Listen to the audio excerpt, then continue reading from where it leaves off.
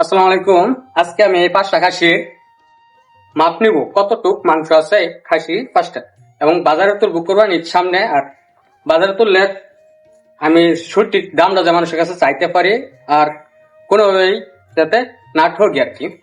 আপনারাও যারা বাজারে খাসি বা গরু ছাগল তুলবেন, যারাই তুলেন আর কি, আপনারা প্রয়োজন হবে আপনাদের একটা ফিতা, আর ফিতা দিয়ে আপনারা এই আপনার গরু বা ছাগলের মাংস নির্ধারণ করে ফেলবেন, এবং আপনারা ওই অনুযায়ী দামও চাইতে পারবেন, কোনোভাবে ঠকবেন না। তার জন্য আপনারা অবশ্যই একটা ফিতা নেবেন, আর ফিতা নিয়ে আপনারা ছাগল গরু বা খাস গরু যেটাই হোক আপনারা এক এক করে এভাবে মাপ দিয়ে নেবেন। আপনারা দেখান, এই যে এভাবে আপনারা ঠিক এই সামনে যে পা আছে দুইটা, একটা পাড়া মুড়ি লাগাই দিবে, ঠিক আছে? মুড়ি লাগাই দেয় এভাবে এভাবে, এই দেখেন আছে কত 27, ঠিক আছে? 27।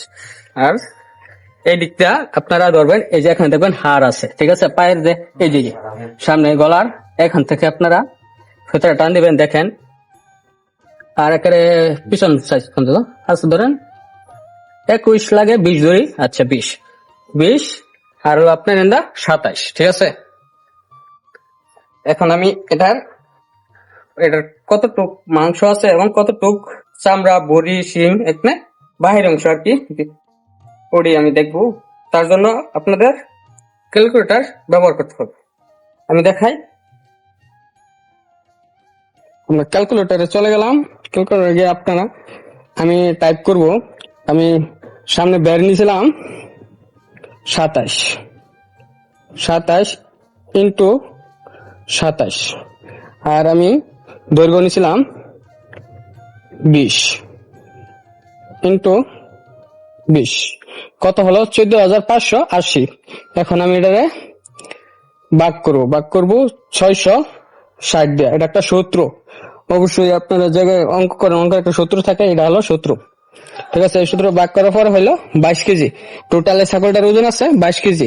আর আমরা জানি বড়ি চামড়া আরো যে জাতীয় যে জিনিস আছে ওইগুলো বাদ দিতে হবে, তারপরে যতটুকু থাকবে ওটা হলো মাংস।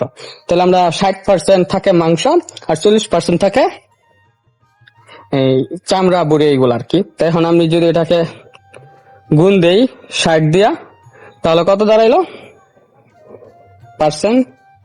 60% যদি দেখেন 13 কেজি, ঠিক আছে? এটার ওজন পেলাম আমি মাংস 13 কেজি। আর এটার বড়ি এবং চামড়া এইগুলা কত কেজি আছে এটা যদি দেখাই আপনাদেরকে, এটার জন্য 40% দিতে হবে, তাহলে আছে 8 কেজি। 8 আর 13 কত মনে করেন?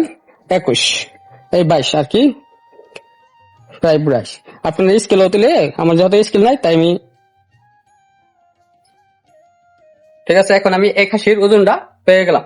এখন আমি এই খাসির অনায়াসে 15,000 টাকা বিক্রি করতে পারবো, দাম চাইতে পারবো। এর চেয়ে বেশি হয়তো 15 হলে আমি ছেড়ে দিতে পারবো, তাতে আমার কোনো সন্দেহ থাকবে না, লস হবে না, লাভও হবে না, মানে সীমিত থাকবে। আমার মাংস যতটুকু আছে অতটুকু আমি পেয়ে গেলাম, ঠিক আছে?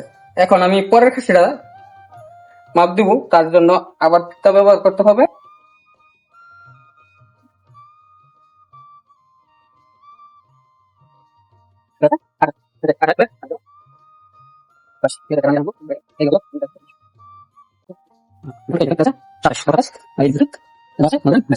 তাহলে আমার সবগুলা খাসি প্রায় একই সমানই ওজন। যদি আমি এই 5টা খাসিকে বাজারে তুলি, তাহলে আমি একটা আমার চাওয়ার দাম আমি 20,000 টাকা মতন চাইতে পারবো। আল্লাহ ক্রেতারা যত আর কি বলে, যদি আমার অনুমান তো করাই আছে, খাসিগুলো মাপ নিলাম আমি যে 13-14 কেজি মাংস আছে। 13-14 কেজি মাংসের দাম আপনার 15 থেকে 16-17 হাজার টাকা হইতেছে অনায়াসে, যদি 1200-1100 টাকা কেজি খাসির মাংস। এখন আমি চাইলেও আর ঠকবো না, কারণ আমার এই 5টা খাসি, আরেকটা আমি বলি সিক্রেট, 5টা খাসি আমার কেনা ছিল 30,000 টাকা। এখন আমি যদি 5টা 50-60-70 বেশি, তারপরে আমার এটা লাভ হইতেছে দ্বিগুণ, ঠিক আছে?